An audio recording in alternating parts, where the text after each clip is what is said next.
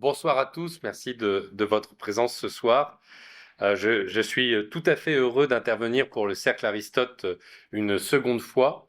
Après être intervenu il y a 2 ans de cela, au mois d'octobre ou novembre 2021, pour présenter mon livre Nucléaire, les vérités cachées, où j'expliquais que la France était, et ne le savait pas à l'époque, était en guerre avec l'Allemagne, ou du moins que l'Allemagne lui avait déclaré la guerre énergétique. Chiffres à l'appui, documents à l'appui, le livre Nucléaire, les vérités cachées a dévoilé à l'Élysée quelque chose qui ne soupçonnait pas, le rôle néfaste de l'Allemagne contre la France dans le domaine nucléaire en particulier. Et il a fallu 1 an et demi pour que, en 2023, le Monde titre en Europe, la France est en guerre, l'Allemagne est en guerre contre le nucléaire français. Et donc, on avait une reconnaissance avec cette double alliance qu'avait développée Agnès Pannier-Runacher, l'alliance du nucléaire avec 16 pays contre l'alliance du renouvelable pilotée par l'Allemagne avec les autres pays défendant les énergies intermittentes. Et c'est encore cette tension qui existe au sein de l'Union européenne. Eh bien, désormais, avec mon nouveau livre, Guerre de l'énergie au cœur du nouveau conflit mondial, j'annonce ni plus ni moins que la Troisième Guerre mondiale a commencé, que c'est une guerre de l'énergie et qu'elle a éclaté au grand jour avec le sabotage de Nord Stream 1 et de Nord Stream 2, et j'aurai l'occasion de revenir sur cet événement. Effectivement, en réalité, en travaillant sur cette guerre intra-européenne entre l'Allemagne et la France, j'ai découvert qu'en réalité, depuis cette alerte que j'avais émise, j'ai découvert qu'en réalité, c'était un conflit mondial généralisé que nous étions en train de connaître, un conflit qui n'apparaissait pas au grand jour, mais qui en fait menait deux grands belligérants que sont les États-Unis et la Russie. En préalable, et je vais avoir l'occasion de m'expliquer sur cette question-là. En préalable, je voudrais dire une chose importante, que j'exprime d'ailleurs dans mon livre. Dans cette guerre de l'énergie, je mène une analyse factuelle, documentée, presque objective. Je regarde ce qui se passe. Je dis ça parce que il ne serait pas utile ou je ne tiens pas à ce que l'on me qualifie de pro-russe ou de pro-américain. Pour une raison extrêmement simple, c'est que je ne suis ni pro-russe ni pro-américain parce que je suis pro-France, d'abord. Et que dans cette guerre de l'énergie, la France n'a pas d'amis. La France n'a pas d'amis. Et elle est même la cible de cette guerre énergétique, elle est la cible des États-Unis et elle est également la cible de la Russie, et j'aurai l'occasion d'y revenir. Pour commencer mon propos, je vais revenir sur deux faits d'actualité absolument gigantesques. Vous avez tous entendu parler du Texas et de ce qui se passe actuellement sur la potentielle guerre de sécession qui est en train de s'ouvrir. On parle tous des migrants, mais on ne parle pas de la chose fondamentale qui oppose le gouvernement fédéral au gouvernement texan. C'est le fait que, en rétorsion de la contestation de l'État du Texas, Joe Biden est en train de prévoir le gel des exportations de gaz naturel liquéfié vers l'Europe. Et le Texas, comme vous le savez, est le pays dans le monde, en tout cas le pays américain, le plus exportateur et le plus producteur de gaz et de pétrole. C'est-à-dire qu'en réalité, dans cette guerre de sécession, il y a bien sûr l'enjeu de la migration qui est importante, mais il y a surtout la domination et l'enjeu des exportations de gaz naturel liquéfié vers l'Europe. Et ce gel par l'État fédéral des exportations de gaz naturel liquéfié vers l'Europe va avoir des conséquences très importantes sur notre facture d'électricité, et j'aurai l'occasion d'y revenir. Deuxième élément d'information absolument gigantesque qui est sorti ce matin par l'agence France Presse. Figurez-vous que l'Ukraine vient d'annoncer qu'elle allait construire 4 réacteurs nucléaires. Jusqu'à présent, j'avais bien l'information qu'il y allait y avoir 9 réacteurs nucléaires que souhaitait fabriquer et construire Zelensky en Ukraine. Mais ce matin, on a eu une information incroyable, qui est passée inaperçue. C'est que là, ils viennent d'annoncer pour Zaporijjia, pour compenser Zaporijjia, qui est maintenant on va dire, en territoire russe, eh bien, ils ont annoncé la construction de 4 réacteurs nucléaires. Jusque-là, rien de compliqué. J'imaginais que c'était 4 réacteurs nucléaires de Westinghouse, des Américains, puisque les 9 réacteurs nucléaires qu'ils avaient annoncés avec Joe Biden, c'était des réacteurs nucléaires Westinghouse. Et l'AFP nous annonce qu'ils vont construire 2 réacteurs Westinghouse et 2 réacteurs de technologie russe avec Rosatom. Est-ce à dire que la guerre est finie ? Si Zelensky fait construire des réacteurs nucléaires Rosatom, c'est qu'on peut considérer que la guerre entre la Russie et l'Ukraine est terminée. Je ne sais pas si vous y... Enfin, j'en croyais pas mes yeux ce matin, j'ai même dit sur Twitter, on va vérifier l'information, mais c'est quand même dingue, c'est quand même incroyable. Alors, si vous voulez, pour comprendre cette guerre mondiale de l'énergie, c'est un peu difficile de commencer sur le sujet, mais on va dire que, en réalité, depuis le choc pétrolier, vous vous souvenez tous à l'école, on a parlé du choc pétrolier de 1973. On va revenir sur ce choc pétrolier de 1973. Les mêmes causes ayant les mêmes effets, on se rappelle que le choc pétrolier de 1973 est la conséquence de l'action de rétorsion des pays de l'OPEP pour contrebalancer le fait que les États-Unis ont soutenu Israël lors de la guerre du Kippour. Et dans les textes de l'époque, il y a des livres tout à fait passionnants sur le choc pétrolier de 1973. Eh bien, pour la première fois, les représentants de l'OPEP expliquent qu'ils vont utiliser le pétrole comme une arme de guerre. Et en fait, le pétrole qui, on va dire, a commencé à se développer à partir du colonel Dwack dans les années 60, en 1800, on va dire il y a 150 ans, avait connu une baisse constante aux États-Unis et du fait des besoins américains, les États-Unis avaient absolument besoin du pétrole des pays arabes. Et c'est pour ça que les États-Unis, jusqu'à 2016, devaient importer 30% de leur énergie de pays tiers, et en particulier des pays de l'OPEP. C'est pour ça que ça a été un choc considérable, puisque le pétrole, à l'époque, a vu son cours multiplié par 6, créant une crise économique majeure.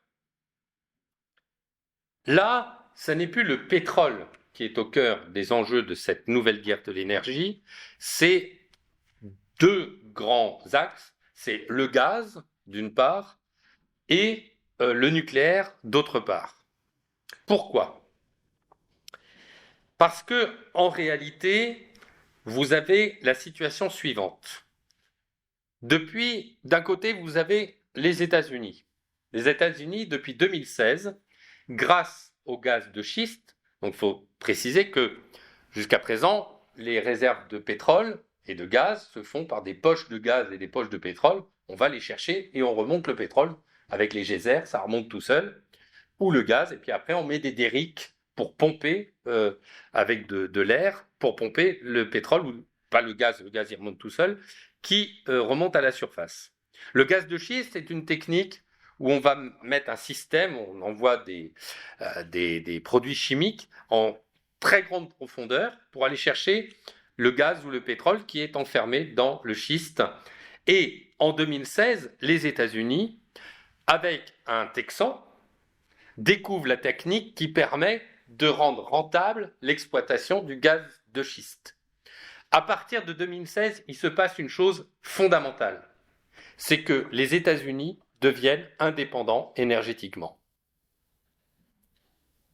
Et à partir de 2016, les États-Unis peuvent vendre leur surplus à l'Europe.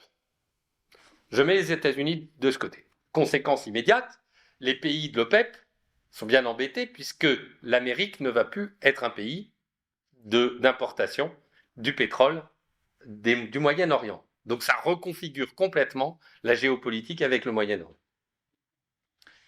Du côté de Vladimir Poutine, il faut comprendre une chose fondamentale.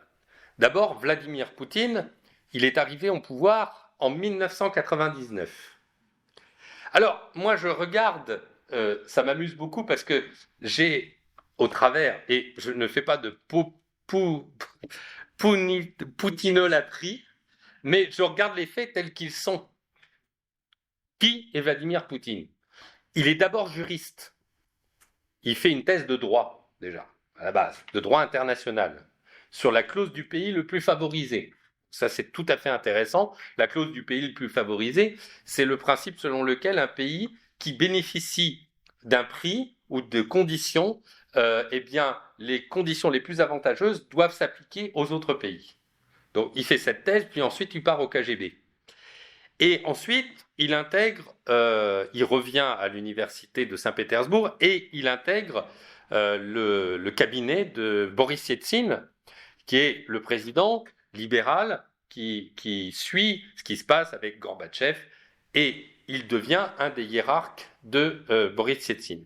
Mais pendant qu'il fait ça, il publie une thèse en 1997, une thèse d'économie à l'Institut des mines, donc l'Institut prestigieux des mines, c'est un institut d'économie, il a un mentor, et cette thèse, elle est sur l'exploitation des ressources minérales de la région de Saint-Pétersbourg. L'exploitation des ressources minérales, donc des sous-sols. On commence déjà à y venir.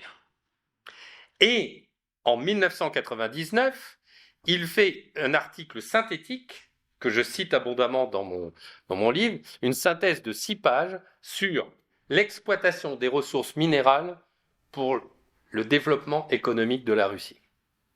Avec un plan en 10 points sur comment il va utiliser les ressources des sous-sols russes pour relancer l'économie russe après la chute du mur de Berlin. Comment il va créer des entreprises intégrées d'exploitation de ces ressources minérales, Rosatom et Gazprom.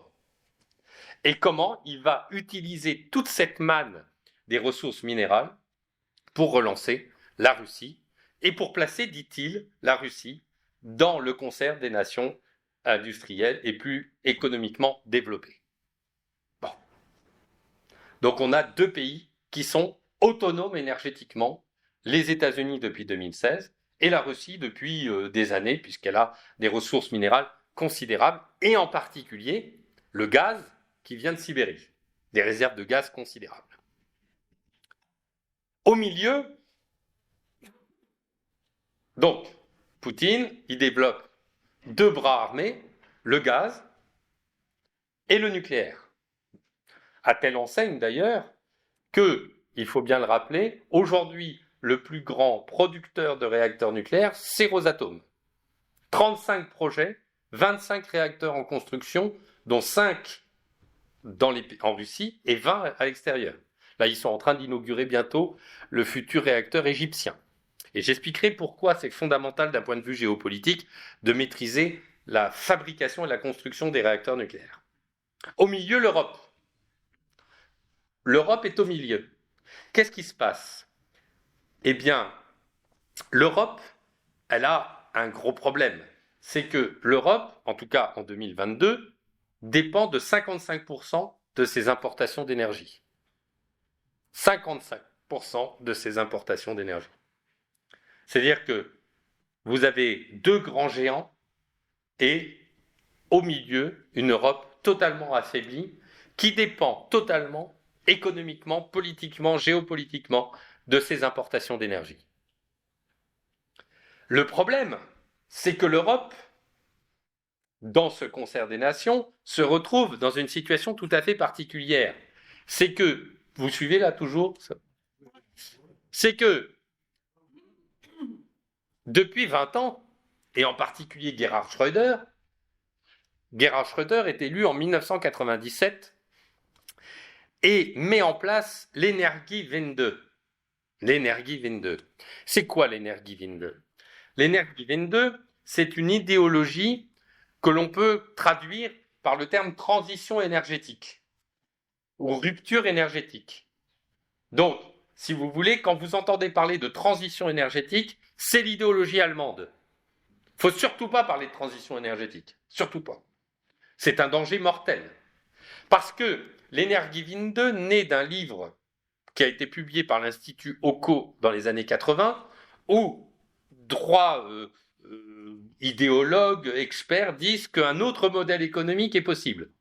Un autre modèle économique est possible sans énergie fossile et sans nucléaire, avec les développements des énergies intermittentes, panneaux solaires et éoliennes intermittentes. Et donc, Gerhard Schröder met en place une politique très ferme de fermeture des réacteurs nucléaires à échéance 2023, de diminution de dépendance aux énergies fossiles et d'implantation d'éoliennes avec la loi EGE qui oblige l'État et qui oblige les principaux fabricants producteurs d'électricité à acheter à prix subventionné l'électricité d'origine éolienne. Mais comme les éoliennes sont intermittentes, eh bien, quand vous n'avez pas de vent et pas de panneaux solaires, vous êtes obligé d'utiliser du charbon. Et une des ressources internes de l'Allemagne, c'est le charbon. Et donc, Gerhard Schröder se dit, on va plutôt utiliser du gaz. Parce que le gaz, en termes d'émissions de gaz à effet de serre, c'est 500 grammes de CO2 par kilowattheure produit, là où le charbon est plutôt à 1000 grammes de CO2 par kilowattheure produit, et la lignite plutôt 1200 grammes. Donc, c'est quand même pas terrible, sans compter les émissions de particules fines mortelles qui contiennent uranium, mercure et qui sont polluantes. Je rappelle que, selon les chiffres de l'OMS, 1 TWh d'électricité conduit à 100 morts, tandis que 1 TWh d'électricité produit par du charbon conduit à 100 morts. 1 TWh d'électricité produit par du nucléaire conduit à 0,04 morts par TWh produit. Donc l'électricité du charbon est le modèle énergétique le plus mortel au monde. Ce sont des centaines de milliers de personnes qui meurent tous les ans à cause des particules fines de charbon, indépendamment des questions d'émissions de gaz à effet de serre. C'est pour ça que ces pays, comme l'Allemagne ou la Pologne, ont une mortalité très très forte avec les maladies pulmonaires. C'est pour ça, le charbon c'est une horreur. Et donc, Gerhard Schröder, il dit qu'il faut développer du gaz. Donc il entame des négociations avec Poutine. Je rappelle que Poutine, lui, a fait au KGB une partie de sa carrière à Dresde, en Allemagne de l'Est, et a acquis des réseaux en Allemagne de l'Est, qu'il utilise à propos. Et Gerhard Schröder, après son mandat de chancelier, troque ses habits de chancelier en lobbyiste du gaz de Poutine. Et il devient le patron du premier gazoduc Nord Stream. Et là, il faut revenir sur la guerre en Ukraine. C'est que, et c'est ça qui est passionnant, c'est que, qu'est-ce qui se passe en Ukraine? En Ukraine, vous avez deux, donc là, je reviens en Ukraine. Et après, je reviendrai à notre ami Gerhard Schröder. Enfin, pas notre ami. Pas notre ami. Notre adversaire, voire notre ennemi.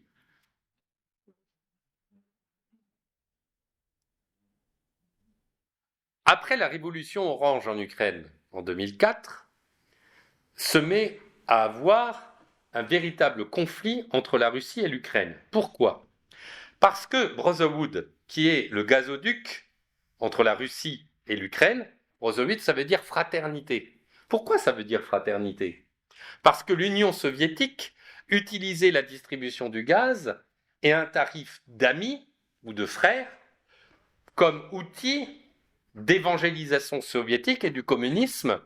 Je vous donne du gaz pas cher, vous chauffez vos habitants, en échange de quoi vous restez dans la sphère soviétique. Et c'est pour ça que le premier gazoduc s'appelle, entre la Russie et l'Ukraine, s'appelle Brotherhood. C'est très important. Et Brotherhood, c'est le gazoduc qui traverse l'Ukraine vers l'Europe. Sauf que les Américains, avec Brzezinski, le penseur Brzezinski, ont compris que la maîtrise du pays d'Europe de l'Est, en particulier de l'Ukraine, est essentielle pour la domination américaine en Eurasie.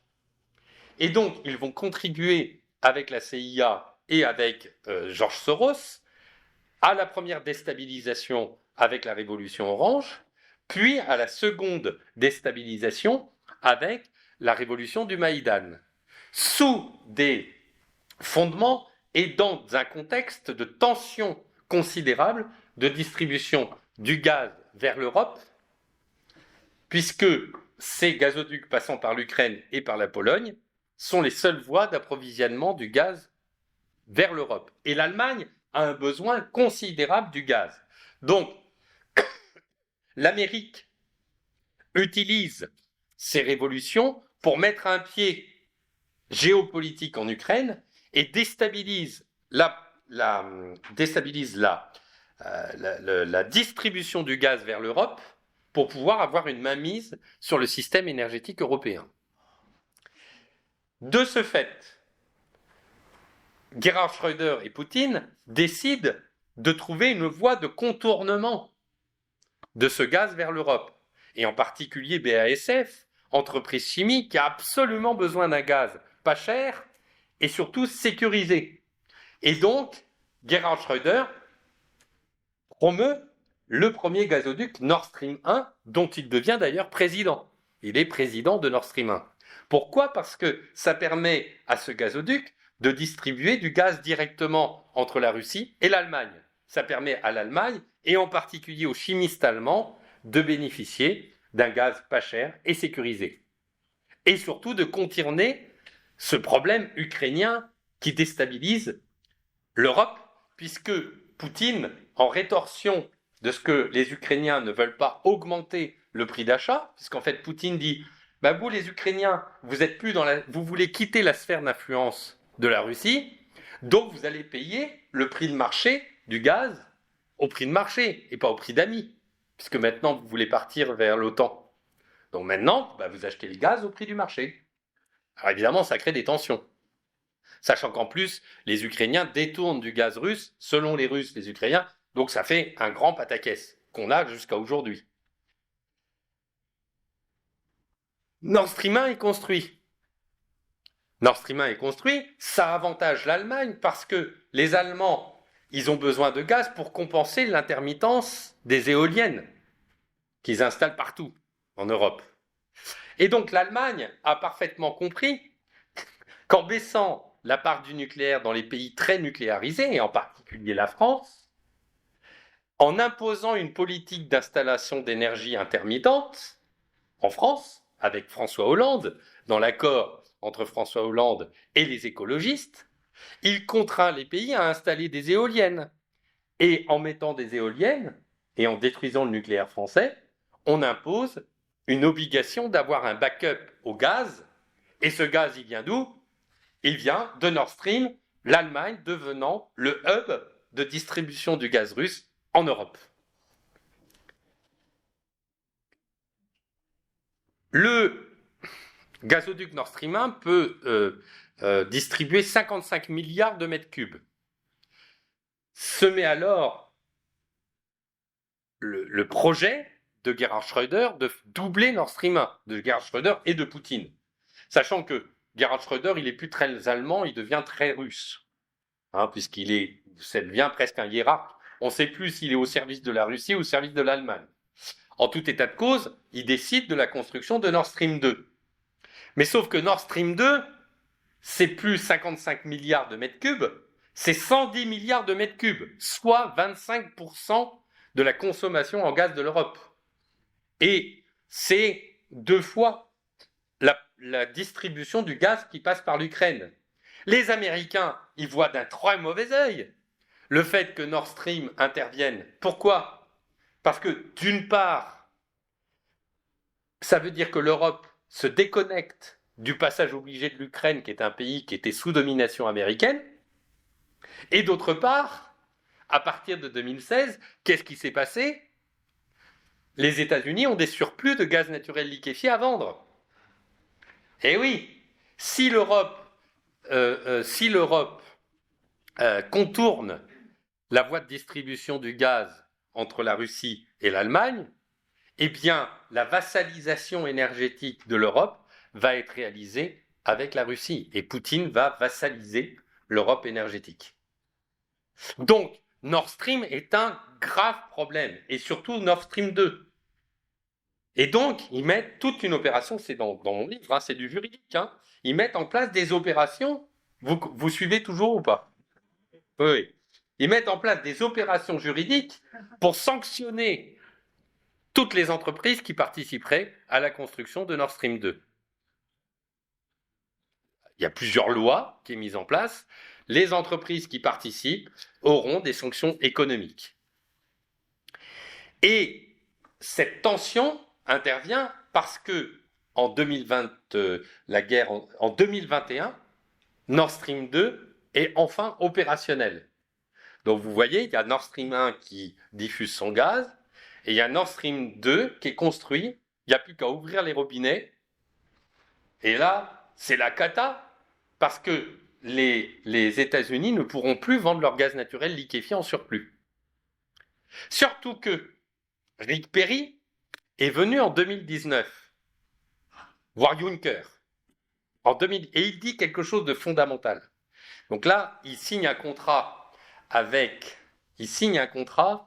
avec l'Union européenne pour doubler les capacités de vente de gaz naturel liquéfié américain. Et il dit la chose suivante. Nous sommes venus aujourd'hui en Europe, en Union européenne, pour signer ce contrat.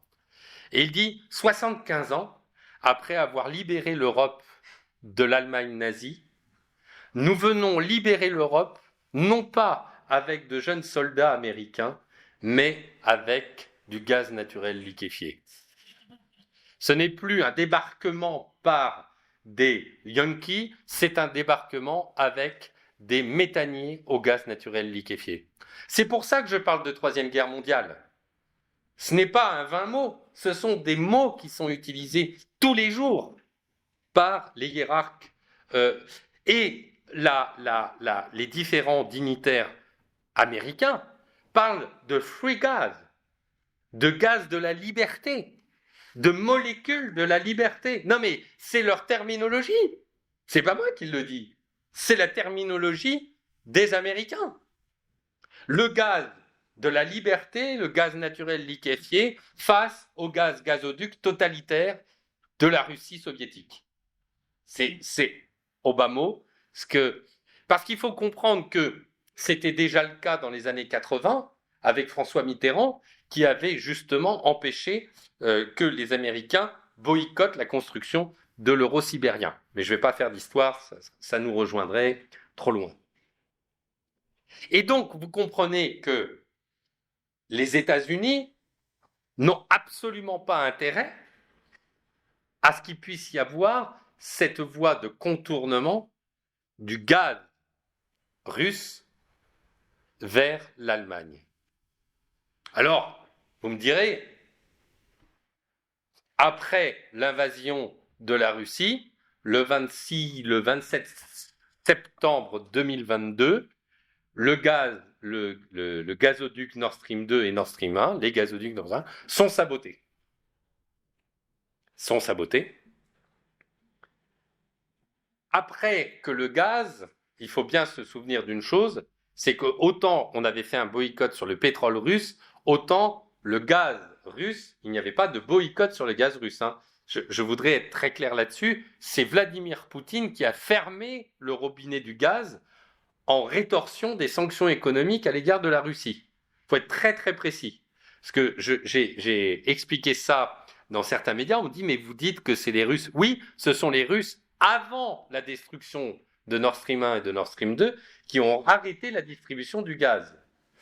Mais vous comprenez bien que tant qu'on est sur ce que j'appelle la diplomatie du robinet, si vous me sanctionnez économiquement, je vous fais des sanctions énergétiques, il n'y a pas de problème si le gazoduc est en fonctionnement, parce qu'il suffit d'ouvrir le robinet. Et d'ailleurs, Poutine l'explique, il dit, il suffit d'ouvrir, arrêter les sanctions, et le robinet sera ouvert. 3 jours après, Nord Stream 1 et Nord Stream 2 sont torpillés.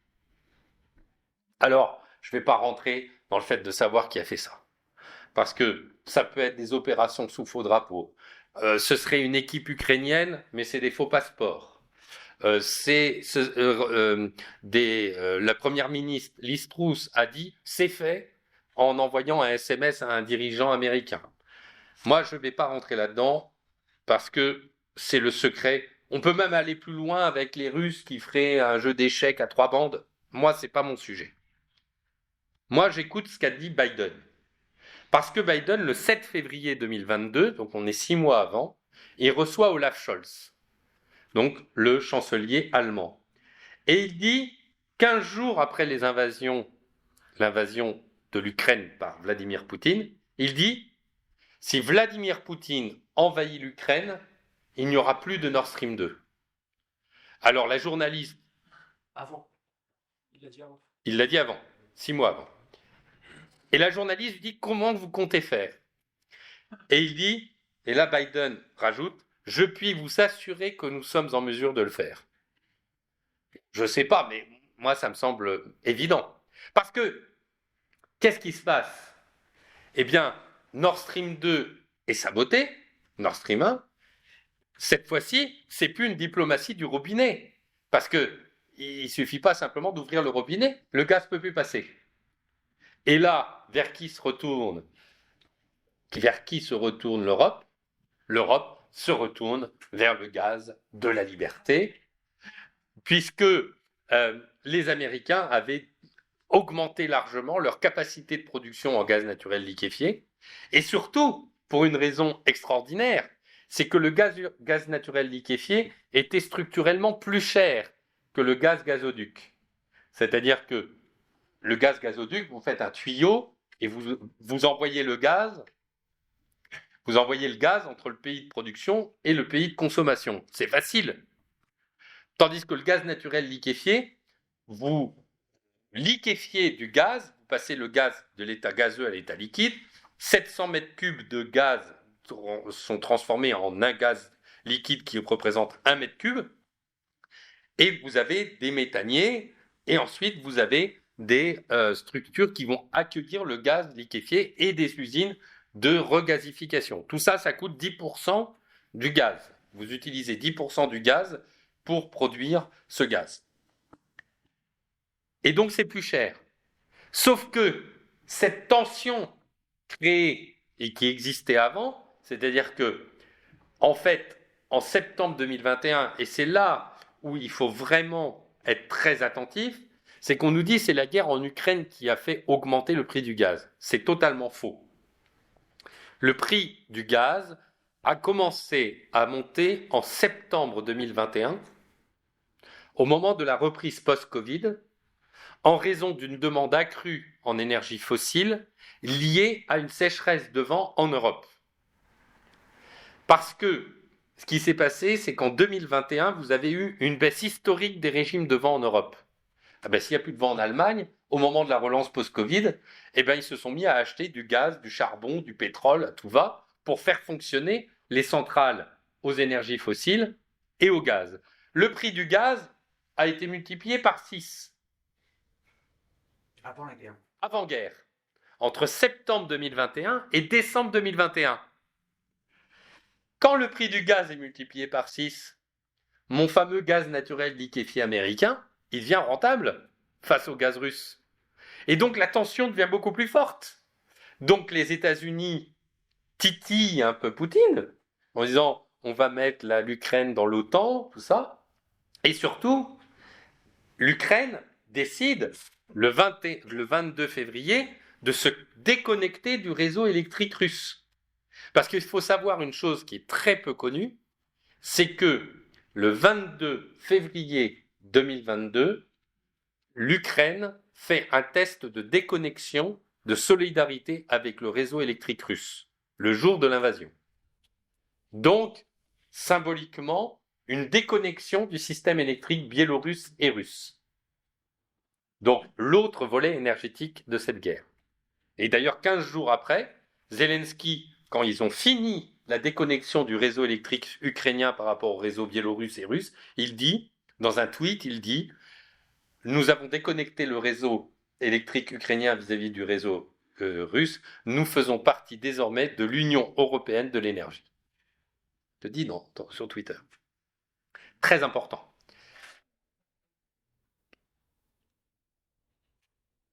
Donc, cette guerre en Ukraine profite aux Américains, cette tension qui est créée en Ukraine, parce que cette tension crée des sanctions économiques, qui créent un appauvrissement et un embargo de Poutine sur le gaz, le sabotage de Nord Stream qui coupe définitivement le cordon ombilical et la vassalisation de l'Europe par la Russie, et de ce fait, d'une vassalisation russe, on passe à une vassalisation américaine. Puisque l'Allemagne ne peut rien faire sans gaz. Tout le système industriel, et c'est d'ailleurs la raison pour laquelle il y a une déroute de l'Allemagne industriellement et économiquement, parce que leur système énergétique, basé sur les éoliennes couplées au gaz ou au charbon, est en train d'être détruit. Alors, dans ce contexte, vous voyez, deux tensions, deux grands pays, les États-Unis et la Russie, mais ça a un impact en Europe. Pourquoi ? Parce que l'Allemagne a bien compris qu'il y a un pays en Europe qui peut tirer son épingle du jeu. Qui est le pays qui peut tirer son épingle du jeu, à votre avis ? La France. Parce que dans ces fameux 55% d'importation en énergie étrangère, la France est le pays qui dépend le moins de ses importations avec 45%. Et pourquoi la France ne dépend que de 45% de ses importations d'énergie ? Ou du moins grâce à quoi ? Grâce au nucléaire. Et oui, évidemment. Le nucléaire français créé avec le plan Messmer pour répondre au choc pétrolier de 1973, les mêmes causes conduisant aux mêmes effets, est un atout force pour la France. Parce que ces réacteurs nucléaires lui permettent une indépendance énergétique beaucoup plus forte et une moins forte dépendance aux énergies fossiles.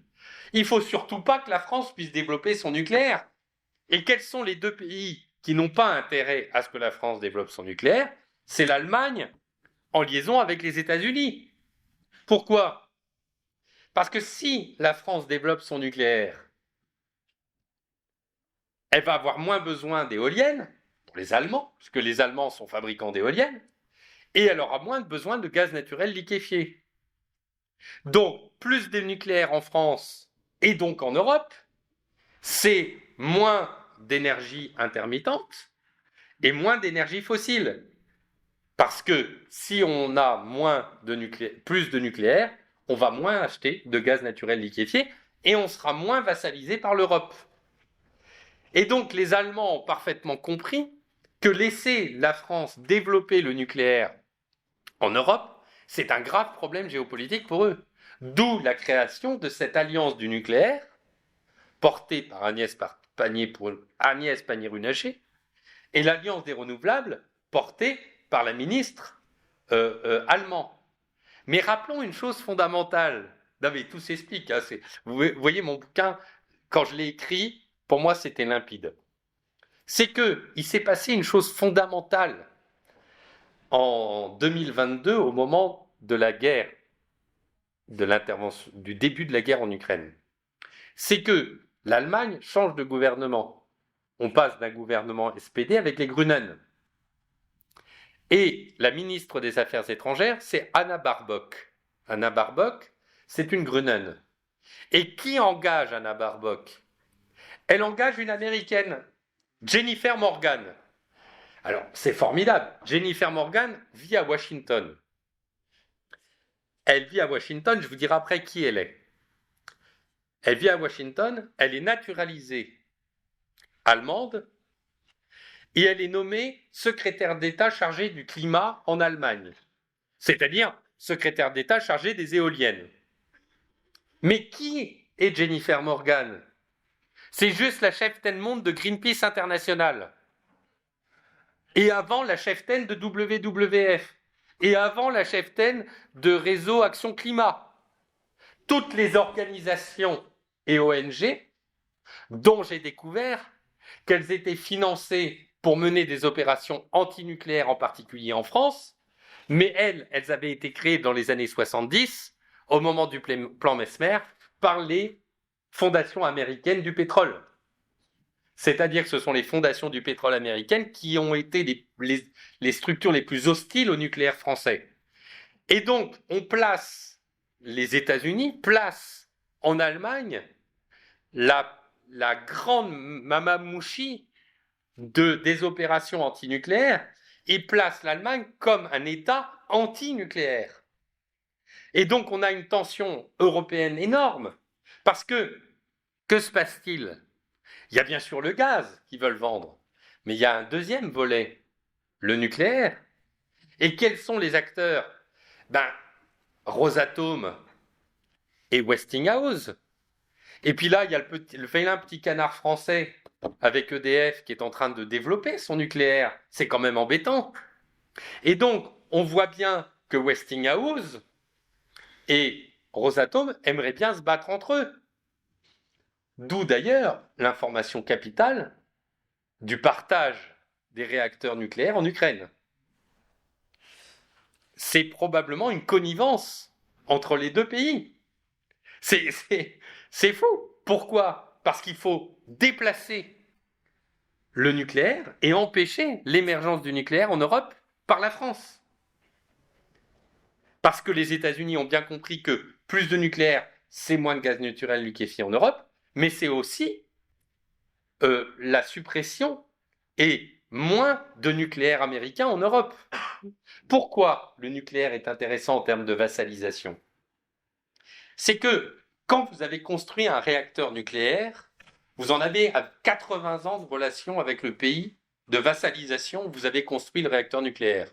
Parce que si vous avez une technologie américaine, vous allez devoir utiliser du combustible américain. Si vous avez une technologie russe, vous allez devoir utiliser du combustible russe. Et donc, toute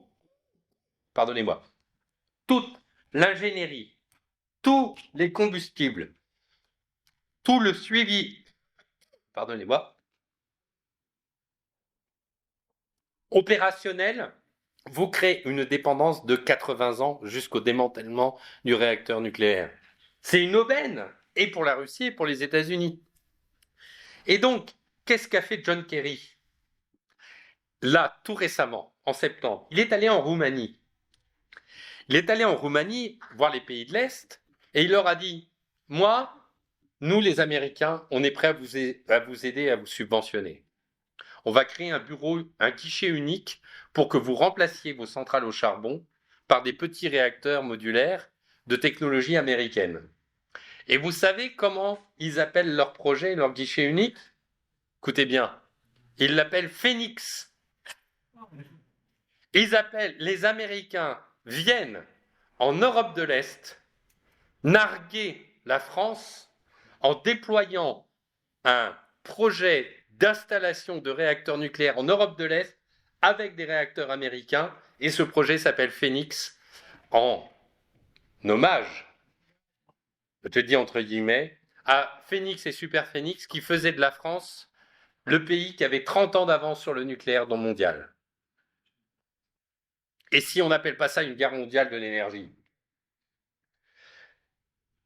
Donc, cette tension, elle a lieu en Europe. Cette tension est très grave, mais en réalité, il faut bien comprendre une chose, et je finirai sur ce point-là. C'est que il faut faire de l'histoire. Malheureusement, on n'en fait pas assez. C'est que l'Union européenne, telle que nous la connaissons, on peut la critiquer, elle est critiquable, de toute façon, c'est devenu une Europe fédérale qui n'est plus du tout dans l'objet initial. Mais, à la base, l'Union européenne s'est créée avec deux traités. Les traités de Rome. Alors aujourd'hui, on ne parle que d'un traité, mais il y en a deux. Et pourquoi il y a eu ces traités? C'est parce que il y a Nasser qui a nationalisé le canal de Suez. Et ça crée un énorme problème d'approvisionnement en énergie fossile. Et donc, qu'est-ce qui se passe? Eh bien, les pays européens décident de s'entendre pour créer deux traités à Rome en 1957, après la nationalisation du canal de Suez, après la déroute militaire des Anglais, des Français et d'Israël. Ils créent la Communauté européenne de l'énergie atomique, la CEEA, autrement appelée Euratom. Ils le signent à Rome, le même jour que le traité de Rome, où c'est la signature de la Communauté économique européenne. En réalité, l'Europe est née avec le nucléaire. L'Europe, c'est le nucléaire, c'est l'Europe. Et les promoteurs de l'Euratom expliquent bien que c'est pour assurer la paix et la souveraineté énergétique des pays d'Europe. Et donc, quand l'Allemagne mène des opérations belliqueuses contre le nucléaire en Europe, et en particulier contre la France, c'est en réalité une des opérations contre l'Europe des nations, et contre l'Europe et l'esprit et les valeurs de l'Union européenne. Alors moi je le dis simplement, si les Allemands ne sont pas contents du nucléaire français, ils ne sont pas contents de l'Europe. Ils peuvent tout à fait avoir le loisir de quitter l'Union européenne s'ils ne veulent pas être conformes à l'esprit et à la lettre des traités fondateurs de l'Union européenne.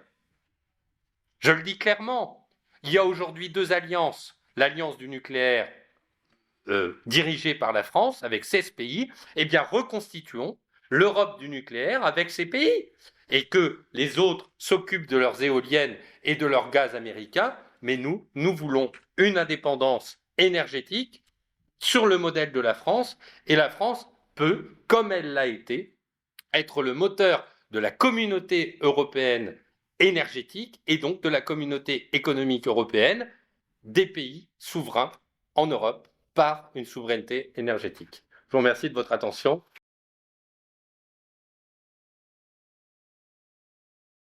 Personnellement, je pense que le nucléaire a fait ses preuves en 50 ans d'existence en France. Ça fait 50 ans que, aujourd'hui, notre système électrique est basé sur le nucléaire et pour les pics de consommation sur les barrages. Un petit peu de pétrole pour les surplus. Nous avons complètement supprimé notre dépendance pour notre système électrique. On parle bien du mix électrique. Totalement de notre dépendance aux énergies fossiles et avec, quelques tonnes d'uranium, quelques centaines de milliers de tonnes. Aujourd'hui, nous disposions de la possibilité d'avoir une source d'énergie illimitée en France, avec Superphénix et Phénix, et Astrid. Je rappelle ce que c'est. Nous avons, dans ces 50 ans d'exploitation du nucléaire, 300 000 tonnes d'uranium appauvri. Et nous avons, non pas des déchets, mais des produits issus de la fission avec de plutonium. Le plutonium couplé avec l'uranium appauvri nous donne un combustible illimité sur notre sol pour plusieurs milliers d'années. Donc, si vous voulez, on était leader. L'accord gauche écologiste a conduit à la fermeture de Superphénix. Ils ont même saboté l'usine de Superphénix en coupant les fils, etc. Et le président Macron a souhaité arrêter Astrid, qui était la reprise de Superphénix. Alors j'en ai parlé dans les médias. Je précise que Emmanuel Macron n'a pas vendu à Bill Gates la technologie. Il n'a même pas eu besoin de la racheter. Il l'a fait tout seul. Il s'en occupe tout seul. Et donc, ce que nous étions en train de développer avec Astrid, Bill Gates l'a repris aux États-Unis, financé par le gouvernement américain, avec un petit réacteur modulaire qui mange ces fameux produits issus de la fission nucléaire. Donc, si vous voulez, on dispose malgré tout, avec le nucléaire de nouvelle génération, de systèmes permettant une souveraineté énergétique totale, du moins pour l'électricité. Après, si on électrifie les usages, évidemment, on aura moins besoin de pétrole et de gaz. En tout cas, la France, c'est un des pays qui dépend le moins du gaz et du pétrole et du charbon.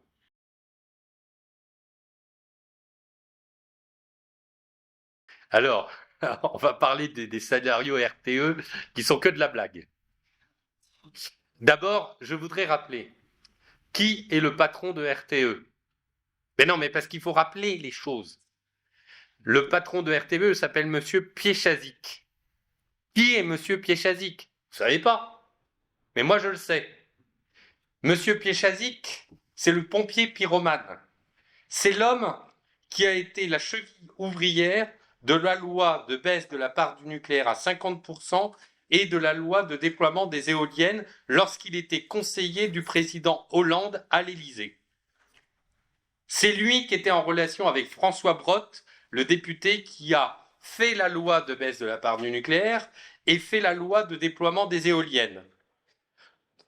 À la fin, après avoir fait ces deux lois, il a démissionné et il a été nommé président de Réseau Transport d'électricité, RTE. Quand François Brottes est arrivé en limite d'âge, il a été remplacé par M. Piéchazic, qui a été le maître d'œuvre de la politique qui a vu la destruction de notre système électrique. Vous croyez que je fais confiance à des scénarios RTE dont le patron est l'homme qui a saboté le système électrique français? C'est une honte que cet homme soit encore à ce poste à responsabilité. Il est l'homme par qui nous avons eu la destruction de notre système électrique. Et qui monsieur Piéchazic a pris comme collaboratrice en tant que directrice de cabinet adjoint Madame Pauline Lebertre, déléguée générale de France Énergie Éolienne, le syndicat des promoteurs éoliens. Vous voyez à qui nous avons affaire. Donc, moi, les scénarios RTE, c'est que de la blague.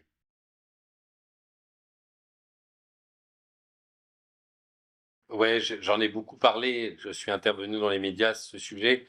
C'est assez fou de voir que depuis 2021, la plupart des entreprises de la filière éolienne sont en déroute financière totale.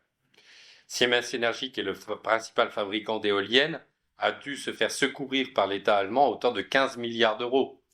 La France n'a rien dit. On aurait pu parler de distorsion de concurrence. Ben non, mais on a vraiment des naïfs ou je ne sais pas. Enfin bon, Bruno Le Maire, lui, il a eu l'ordre du mérite allemand il y a un an. Alors évidemment, ben, non mais, non, non mais, bon, évidemment.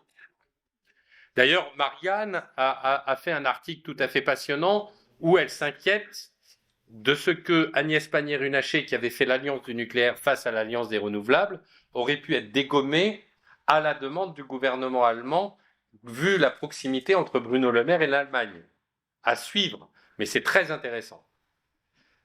C'est très intéressant. En tout état de cause, il est clair que les déboires financiers de la filière éolienne mondiale sont très intéressantes.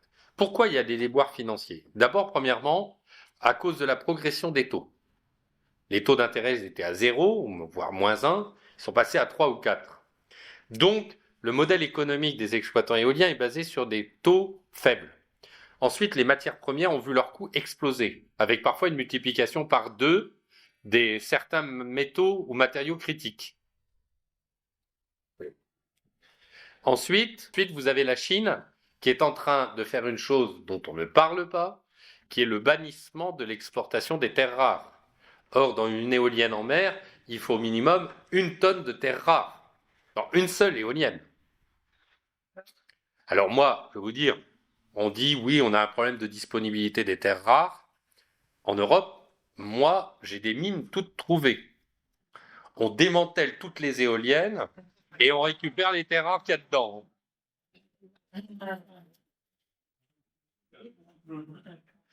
Alors, c'est vrai qu'il faut quand même avouer qu'il y a plus de terres rares dans les éoliennes en mer. C'est tellement, comment dire, le cadre de la mer est tellement corrosif qu'ils sont obligés d'utiliser des terres rares.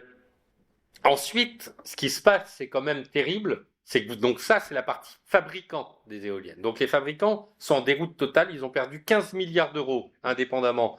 General Electric, Siemens Energy, Vestas, Nordex, tous les fabricants d'éoliennes sont en déroute. Maintenant, les exploitants, c'est-à-dire ceux qui vont utiliser l'éolienne pour faire de l'électricité.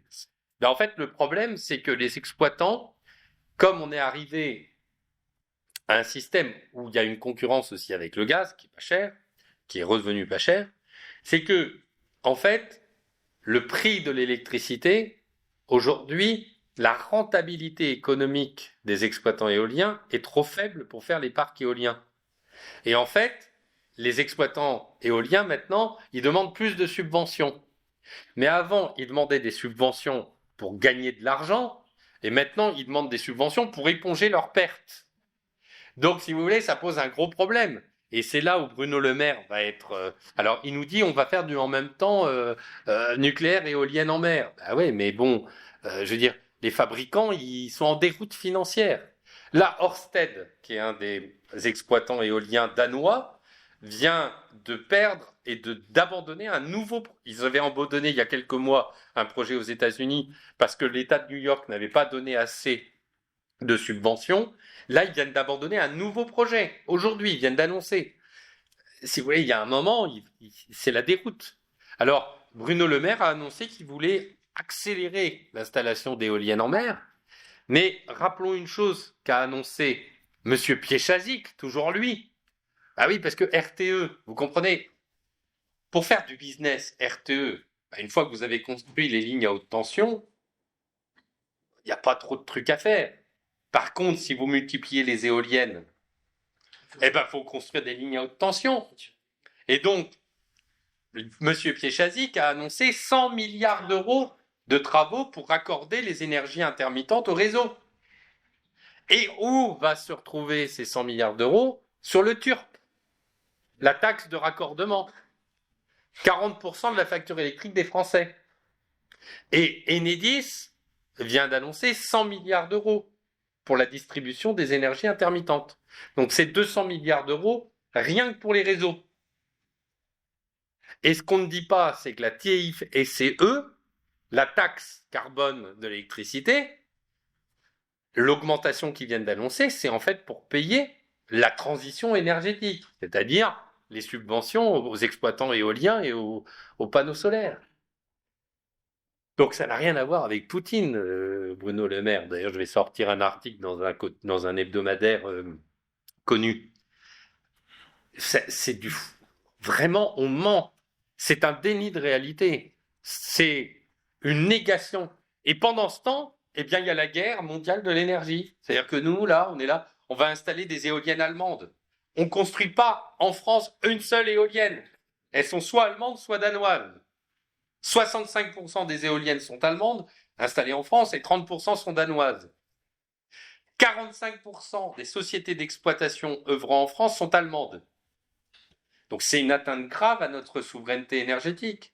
Il n'y a pas 36 solutions. Ça fait 50 ans que ça marchait ça marchait très très bien avec le nucléaire couplé au barrage, avec un petit peu de gaz et de charbon, de gaz et de pétrole, pardon. Je ne vois pas pourquoi on ne continuerait pas une équipe qui marche.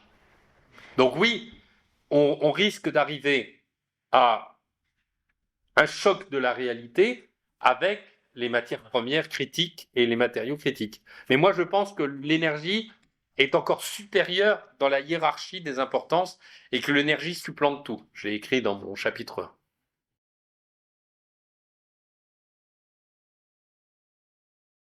Vous avez parfaitement raison, c'est le marché européen de l'électricité. En fait, il faut comprendre une chose. Vous vous rappelez que on a voté contre un traité. Nous avons voté contre... Non, pas Maastricht. Maastricht, nous avons voté contre le traité de Lisbonne. Vous vous souvenez de ce traité? Et on nous l'a imposé.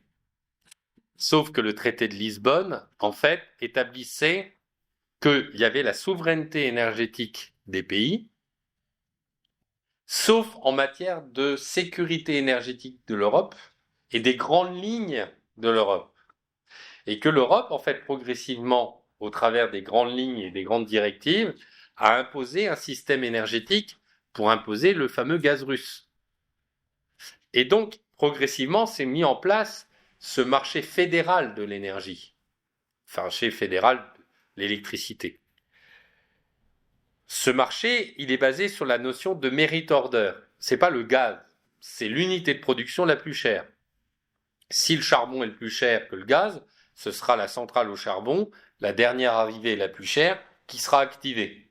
Et donc tout sera indexé sur le prix de la centrale au charbon. Il s'avère que de manière générale, c'est la centrale au gaz qui est le plus cher. Surtout, récemment, avec l'explosion du prix du gaz. Puisque comme le prix du gaz a été multiplié par 6, la centrale électrique fonctionnant au gaz a conduit à l'indexation de tout le marché européen au prix du gaz. L'énergie contre l'électricité.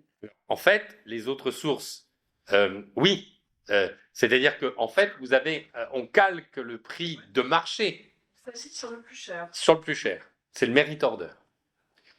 Alors évidemment, il s'est passé un truc dingue en 2022, c'est que dans un principe de précaution poussé à l'outrance, on a eu d'une part le choc gazier et en même temps la non-disponibilité de nos réacteurs nucléaires à cause des corrosions sous contrainte.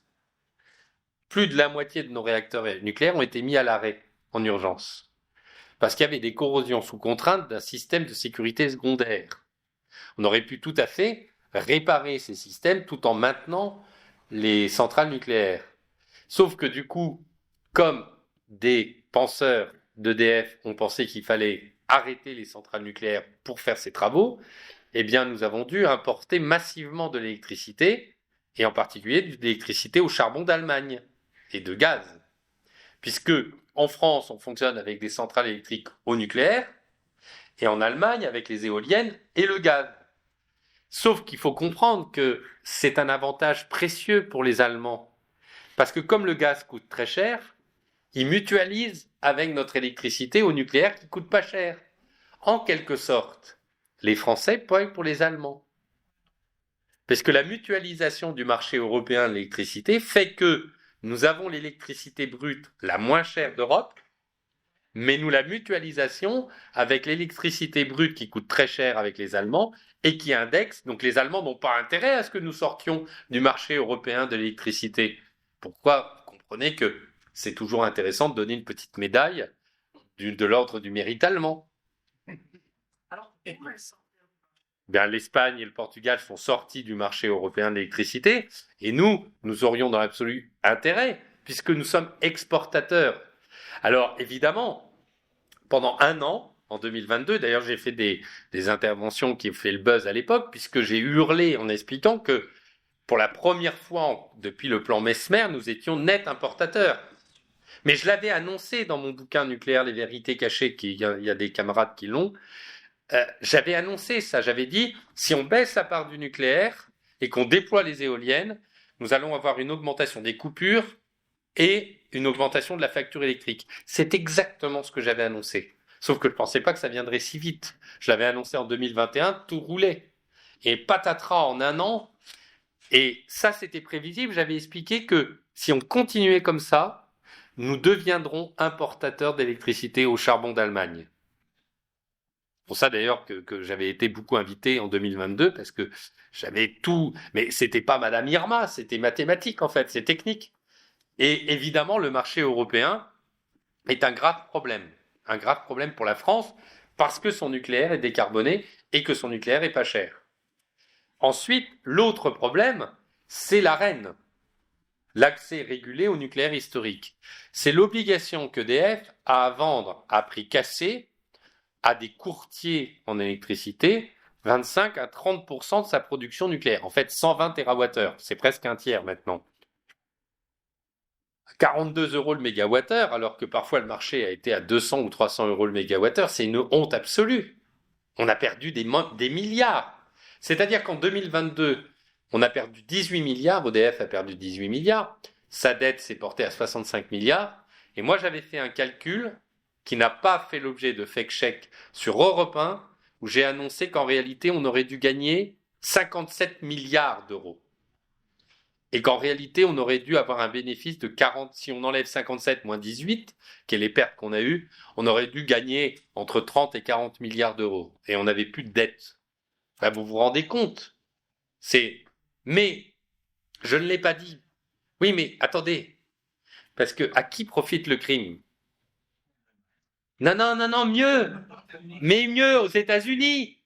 Pourquoi? Parce que le double effet qui se coule, d'une part, il vassalise l'Europe, mais le double effet qui se coule, c'est que comme on a une explosion de notre facture énergétique, la compétitivité industrielle de l'Europe n'est pas plonge.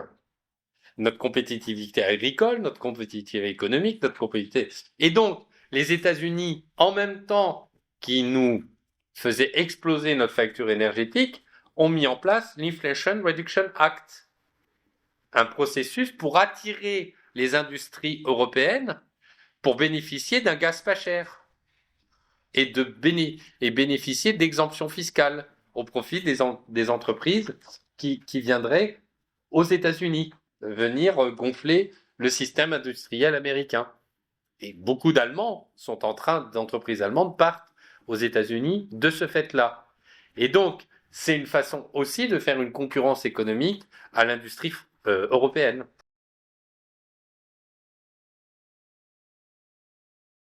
Eh bien, en fait, l'hydrogène allemand, c'est un hydrogène sale, puisqu'il est réalisé par des électrolyseurs à l'électricité au charbon, puisque environ, on va dire, l'Allemagne, si on raisonne en émissions de gaz à effet de serre, l'Allemagne qui a le record d'éoliennes en Europe, qui est le pays de référence des éoliennes et de la transition énergétique, émet 7 à 10 fois plus de gaz à effet de serre que la France, qui est le mauvais élève en termes d'éoliennes. Vous voyez, c'est comme ça que c'est les éléments de langage de Greenpeace et de WWF.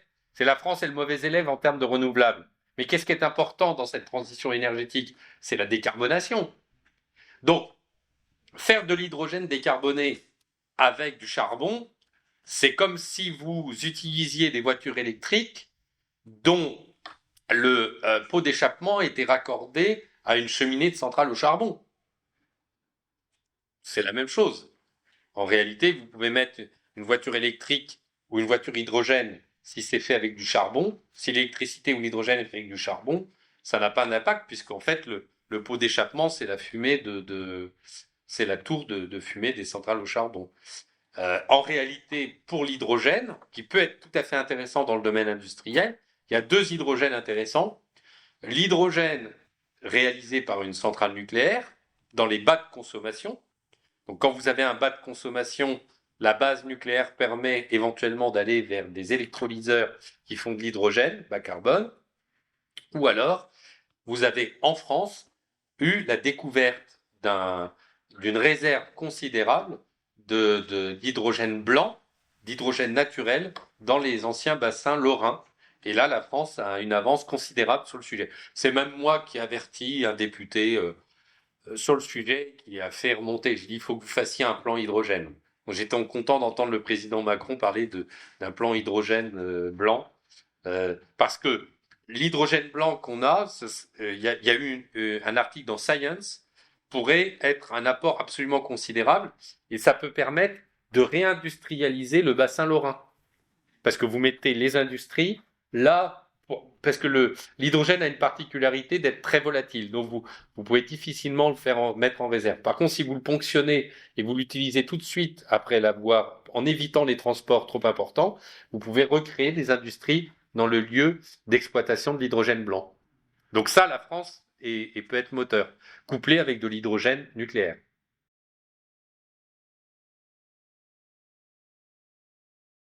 Dans la guerre de l'énergie, On peut rappeler ce que c'est. Hercule, c'est la déstructuration d'EDF. Parce que les Allemands, ce qu'ils veulent, c'est qu'on détruise EDF.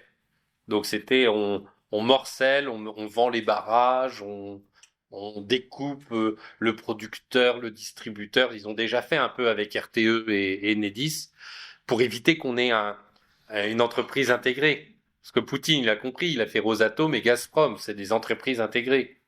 Si vous les découpez, vous créez autant de tensions dans les entreprises. Enfin, c'est génial.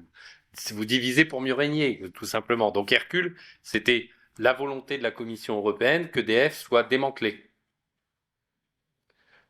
Et le député Brun, le député socialiste Philippe Brun, a fait un magnifique travail, en même temps que moi j'étais sur d'autres thèmes, sur la renationalisation d'EDF pour empêcher le démantèlement d'EDF. C'est très important.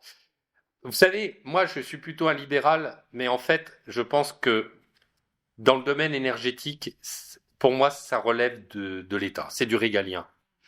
C'est trop important, c'est une arme de guerre. C'est une arme de guerre. Ça peut pas être laissé, ça peut pas être privatisé, c'est pas possible. C'est le bras armé de l'État. Pour moi, on devrait même avoir un super ministère de la souveraineté énergétique et industrielle. Ça devrait être un des plus grands ministères de la France. C'est avant le ministère de l'économie, parce qu'en fait, de là, tout dépend. Tout le reste dépend de ça.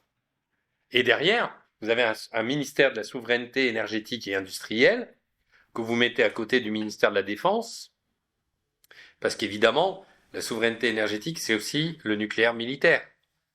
Donc, d'ailleurs, Rosatom, l'entreprise Rosatom russe, c'était le ministère du nucléaire. Il y avait un ministère du nucléaire qui s'est transformé en entreprise, mais c'est une entreprise tellement importante qu'elle gère les réacteurs civils, mais elle gère également la bombe nucléaire. Donc c'est quand même c'est bien un bras armé. Enfin, je veux dire, c'est très important. EDF, ça peut pas être traité comme ça. Oh bon, on va vous couper. Bah, bien sûr, bah voyons. Non mais dans ce contexte de guerre énergétique, moi, vous savez, je suis sidéré. J'en parlais avec un journaliste tout à l'heure par SMS. Je suis sidéré par le manque de lucidité de nos gouvernants. C'est même pas de la trahison, non, non, non, non. Je vous assure que parfois, on est effaré de voir leur incompétence. Non, non, mais pardonnez-moi, j'entends beaucoup sur les réseaux sociaux, trahison, etc. Bon, il y a probablement des traîtres. J'en ai cité ce soir. Mais- non, non, mais non, mais je pense qu'il y a des traîtres. Mais il y a une incompétence. Je suis d'accord avec toi. Parfaitement, c'est exactement ce que j'ai vu. Toi, tu as vu ça au Parlement européen. Non, non, mais même Même- travaillant sur l'énergie. Voilà. Et pardonnez-moi, je vais être un peu dur parce que Oui, mais je travaille. Alors, moi, je vais vous dire, j'ai la chance de dialoguer à l'exclusion d'Europe Écologie Les Verts et de la France Insoumise avec tous les partis politiques et toutes les personnalités les plus importantes. Y compris dans la majorité. Si je peux donner un coup de main, je le donne. Parce que pour moi, c'est trop important. C'est vraiment, ça relève vraiment de... Quand vous voyez déjà la volte-face d'Emmanuel Macron sur le nucléaire, il s'en est fallu de peu, sincèrement, pour qu'on soit vraiment dans une grande panade. Vraiment, hein. Et donc, je salue le fait que l'État profond ait fait modifier la politique nucléaire de la France. Je le salue. Je remercie les hauts fonctionnaires et les fonctionnaires qui ont œuvré pour vraiment relancer ça. C'est très important. Mais, bon sang, que font les services secrets? Mais non, mais que font les services spécialisés sur le sujet? Alors, j'ai des signaux intéressants. J'ai été invité récemment par l'Institut des hautes études de défense nationale à l'école militaire où on a eu un colloque. C'était très intéressant, organisé par l'Institut, c'était par l'IHEDN Île-de-France, et HEC était associé. D'ailleurs, je raconte une petite anecdote. HEC et Alumni étaient associés, et quand HEC Alumni a vu qu'il y avait des personnes qui remettaient en cause la transition énergétique à la base d'éoliennes et de panneaux solaires, ils ont annulé leur participation, estimant que ce n'étaient pas des personnes conformes à leur vision des choses. Et l'IHEDN a tenu bon et a maintenu le colloque. En enquêtant sur les personnes à la manœuvre, c'était des personnes investies dans la filière éolienne. C'est obligé. Voilà, j'ai fait un article sur HEC, dans Valeurs Actuelles.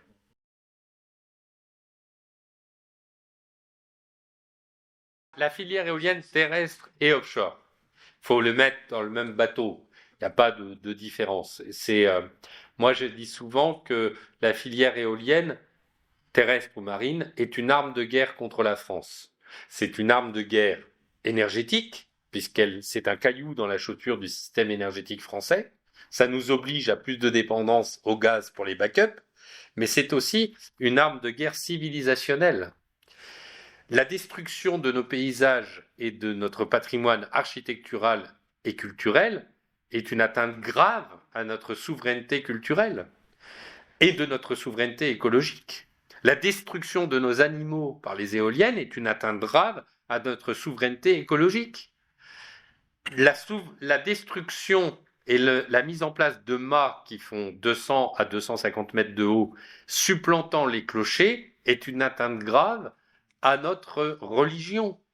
François Brotte, le fameux François Brotte dont j'ai parlé tout à l'heure, le député qui a libéralisé les éoliennes en France en 2013, il m'a dit dans un colloque à moi, parce qu'on avait infiltré un colloque de promoteurs éoliens à une vingtaine de personnes. Je suis allé le voir lors du café. Et il m'a dit, écoutez bien, nous voulons remplacer vos clochers par des éoliennes. C'est signé. L'éolienne, symbole de la transition écologique, d'une nouvelle religion qui supplante. Vous voyez, tout ça est très structuré, à la fois économiquement, financièrement, pour assurer la destruction de la France. Autre enjeu, la pêche artisanale de nos amis pêcheurs est remise en cause par ces éoliennes. Et qu'est-ce que j'ai découvert? Par exemple, le parc éolien entre Yeux et Noirmoutier comprend un actionnaire. Cet actionnaire, c'est Three Gorges, les Trois Gorges. Eh bien, les Trois Gorges, qu'est-ce qu'ils font pour diversifier leur activité? Ils font de l'aquaculture, du poisson aux hormones. Vous comprenez qu'une fois qu'ils auront détruit les zones de pêche artisanales naturelles françaises, on fera du poisson aux hormones qui sera électrifié par les éoliennes qui interviendront dans la mer. Et c'est ça l'avenir qui nous vendent tous ces gens-là. Vous savez, ça fait 14 ans que je lutte contre l'implantation d'éoliennes et je ne m'attendais pas, sincèrement, à ce que lorsque j'ai eu 13 éoliennes en projet dans une petite maison que je restaurais en Normandie, être amené à avoir écrit 3 livres, dont le dernier parle de la guerre mondiale de l'énergie entre la Russie et les États-Unis. Sincèrement, je ne m'attendais pas à ça.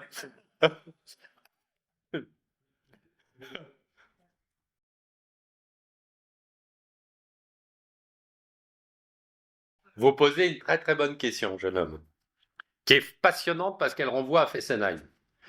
Donc, il faut comprendre que les Amis de la Terre, Greenpeace et WWF, sont des ONG financées par les fondations américaines issues du pétrole et en particulier la fondation Rockefeller, depuis les années 70.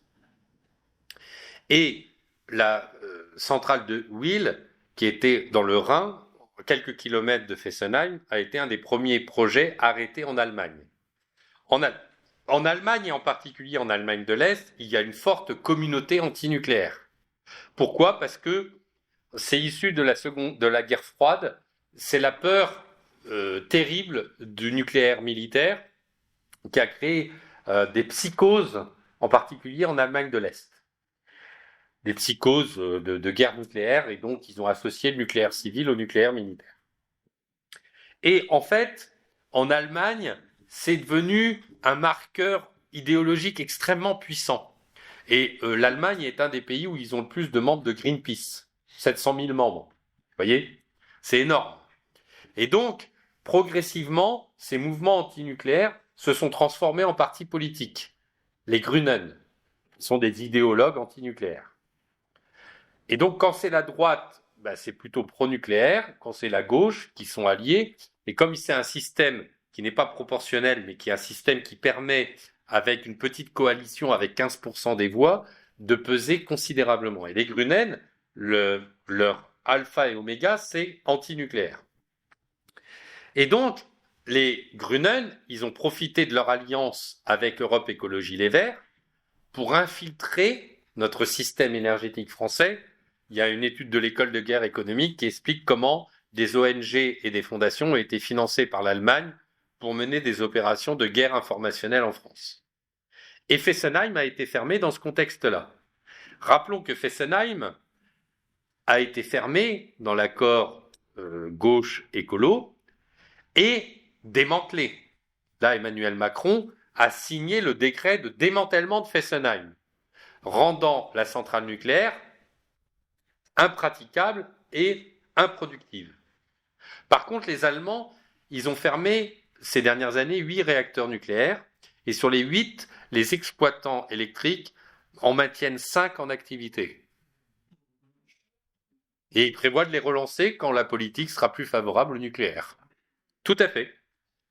Donc, en fait, si vous voulez, les Allemands, en fait, il faut comprendre que Angela Merkel était pour le fait de retarder la sortie du nucléaire, et quand il y a eu Fukushima, le raz-de-marée de Fukushima, où il n'y a pas eu de crise nucléaire majeure, hein, c'est juste un raz-de-marée, il y a eu 20 000 morts à cause du raz-de-marée, et on a mélangé le raz-de-marée avec les centrales nucléaires, mais en fait, il n'y avait pas eu de mort des centrales nucléaires. Bon, eh bien, il y a eu une telle propagande que Angela Merkel, qui voulait maintenir les réacteurs nucléaires, a fait un accord pour gagner les élections, et pour un accord électoral de coin de table, a décidé de maintenir la sortie du nucléaire en Allemagne. Vous voyez, c'est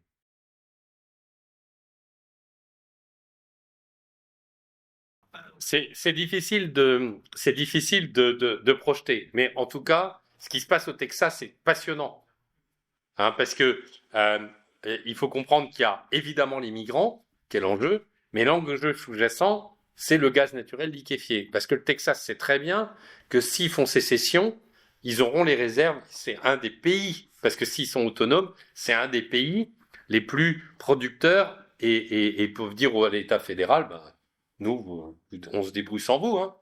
On se débrouille sans vous. Et vous avez vu la remarque incroyable à l'ONU de l'ambassadeur russe qui a dit, je ne sais pas si vous avez vu, il a dit, messieurs, vous comprendrez bien que si nous armons le Texas, ce n'est pas une déclaration de guerre à l'Amérique. Mais c'est énorme. Et ouais. Et je rappelle quand même que Medvedev, je le cite dans mon bouquin, avait fait des annonces passionnantes en décembre 2021. Je crois que c'est en décembre 2020. Non, décembre 2022. Il avait dit que le Texas deviendrait indépendant, et il avait dit il va y avoir en Europe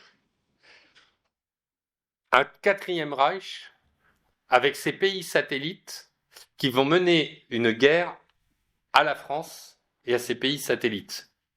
Et qu'est-ce qui s'est passé cette année-là? La construction de l'alliance du nucléaire face à l'alliance des renouvelables. C'est tout à fait édifiant. Et il s'est passé aussi une chose incroyable dans cette alliance, c'est que, comme Emmanuel Macron prône en même temps nucléaire et éolienne, eh bien Agnès Pannier-Runacher revendiquait le fait qu'elle puisse assister aux réunions des pays européens membres de l'Alliance des renouvelables. Et lorsqu'elle est venue, on lui a dit non, vous venez pas. Elle s'est fait à 2 reprises, il y a eu un impair de l'Alliance des renouvelables qui a refusé la venue de la France à ces réunions en disant la chose suivante. Mais non, vous n'avez pas à venir, même si vous faites des éoliennes, parce que votre position pro-nucléaire et votre alliance du nucléaire est anti-renouvelable. Le fait que vous soyez nucléaire. Et donc, c'est pour ça que je parle de naïveté et d'incompétence. C'est-à-dire qu'en réalité, le en même temps est une catastrophe énergétique. Parce que, en fait, c'est un caillou dans la chaussure. assumons notre système énergétique basé sur le nucléaire couplé au barrage. Et d'ailleurs, vous constaterez que les deux cibles de l'énergie par les associations écologistes comme WWF, Greenpeace et les Amis de la Terre, c'est le nucléaire et les barrages. France Nature Environnement fait tout pour empêcher le développement des barrages, sous des prétextes écologiques. Pourquoi ? Parce que les barrages permettent également une énergie décarbonée. Vont être privatisés. Alors ça, c'est très dangereux, la privatisation des barrages. Très dangereux. Ça, c'est la route. Il faut absolument lutter contre la privatisation des barrages. C'est possible. On pouvait dire, est-ce que le nucléaire est relancé ? Est-ce que c'est possible ? Le nucléaire s'est relancé. Est-ce qu'on peut lutter contre la privatisation des barrages ? J'espère qu'il y aura des députés courageux et des partis politiques. Je veux dire quand même, je vais faire une critique des LR. Non, mais parce que récemment, il y a un des grands hiérarques des LR qui dit « Tu connais cet emmerdeur ?» Non, mais récemment, il y a un grand hiérarque à l'Assemblée nationale des LR qui a dit « Tu connais cet emmerdeur ?» Il dit « Oui, Fabien Bouglet, oui, c'est ça. » Je le dis aux LR. Je dis aux LR. En refusant de voter une motion de censure contre un gouvernement qui prône le en même temps énergétique, vous êtes parmi les responsables de la déroute énergétique de notre pays. Si demain les LR votaient une motion de censure, il y aurait dissolution de l'Assemblée nationale et on pourrait mettre un terme à cette politique énergétique désastreuse. Donc aujourd'hui, les LR sont responsables de l'implantation des éoliennes au large des côtes françaises. Ils sont responsables, de même qu'ils ont voté au Sénat toutes les mesures favorisant l'accélération des énergies intermittentes. Donc, si vous voulez, il y a un moment, je pense on ne peut pas être dans le en même temps dans le domaine éolien. Alors, c'est vrai qu'à l'Assemblée nationale, ils sont plus anti-éoliens qu'au Sénat. C'est vrai qu'au Sénat, ils ont vraiment pactisé. Mais c'est vrai qu'aujourd'hui, notre système énergétique tient, malheureusement, à cause de la position des LR.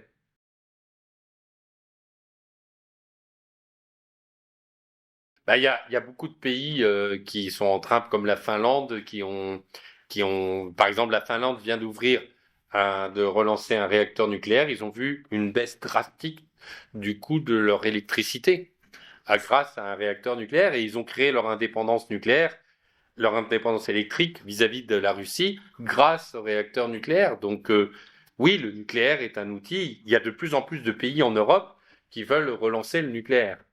J'espère que le remaniement gouvernemental ne va pas conduire à un...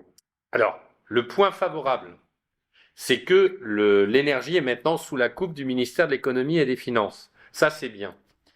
Le point défavorable, c'est que Agnès Pannier-Runacher, malgré le fait qu'elle était dans le en même temps macroniste, a mené vraiment, avec audace et beaucoup de qualité, non, mais je le dis parce que moi je suis tout en détail l'alliance du nucléaire et les Allemands lui en veulent beaucoup et j'espère que c'est pas un dessein allemand de vouloir torpiller parce que c'est pas normal qu'elle n'ait pas pu continuer son travail qui était très très bon. Voilà, sur le sujet, sur le nucléaire, pas sur l'éolien. L'éolien n'était pas bonne, mais je lui ai dit plusieurs fois sur Twitter, voilà. Donc mais bon, il faut qu'on travaille. Et il va y avoir les élections européennes, ça va être très intéressant. Et les agriculteurs. Oui, dernière question.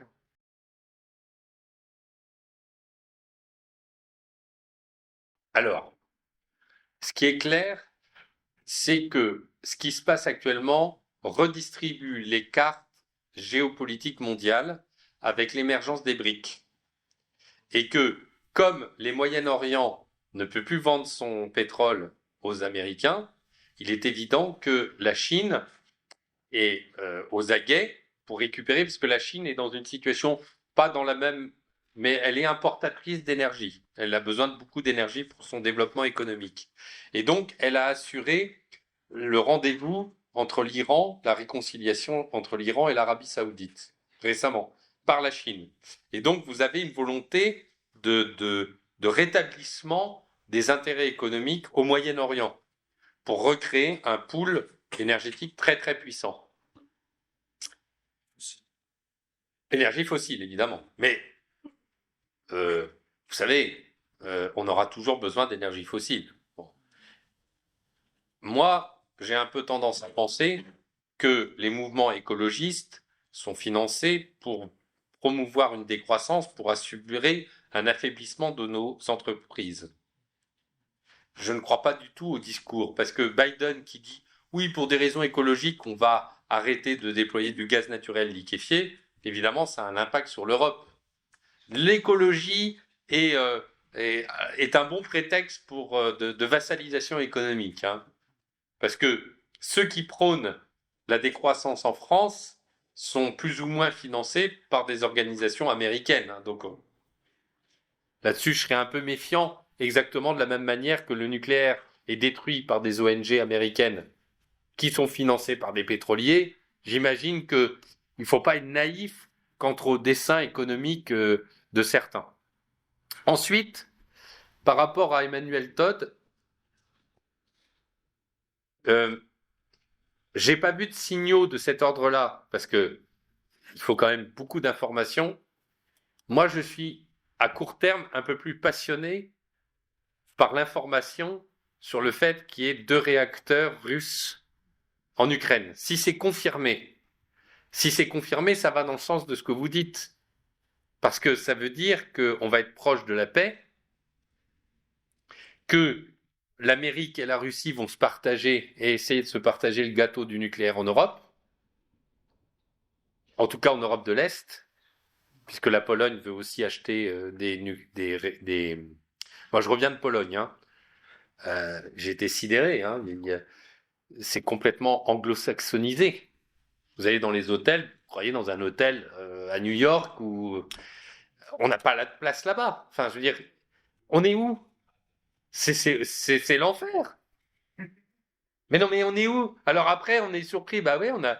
Alors, la Pologne construit des réacteurs nucléaires, ils achètent Westinghouse et coréens.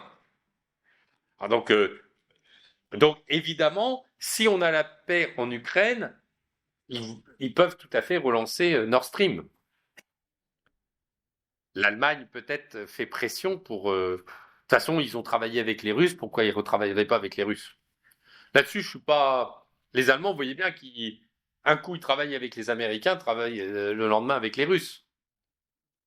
Chers camarades, si tu veux plus de contenu, de réinformation, d'éducation populaire et de formation intellectuelle, n'hésite pas à faire un don sur notre page Tipeee.